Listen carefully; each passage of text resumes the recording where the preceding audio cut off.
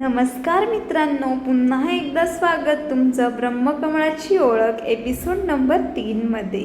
ह्या एपिसोडमध्ये आपण ब्रह्मकमळाच्या वाढीसाठी लागणारी पूरक काळजी पाहणार आहोत। सर्वात आधी आपण माती मिश्रण आणि लागवडीची पद्धत पाहूया। ब्रह्मकमळ लावण्यासाठी हलकी जिरपणारी आणि सेंद्रिय पदार्थांनी समृद्ध अशी माती वापरा।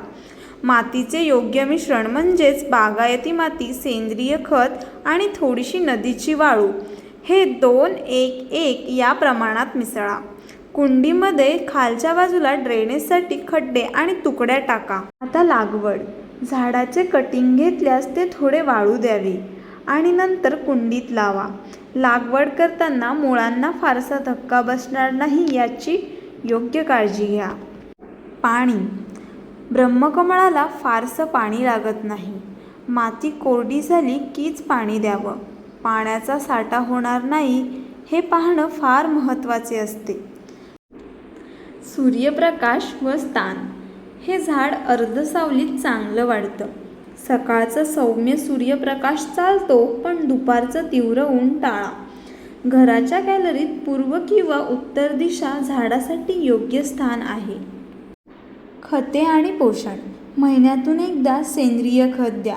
फुलोऱ्याच्या काळात ऑर्गॅनिक खत दिल्यास फुलांची संख्या वाढते।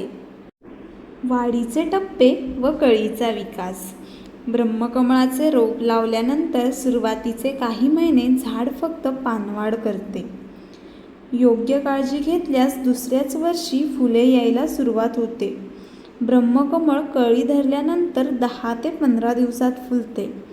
रात्री फुलणारा आणि फक्त 1 रात्र टिकणारा हा एक अद्भुत अनुभवच असतो।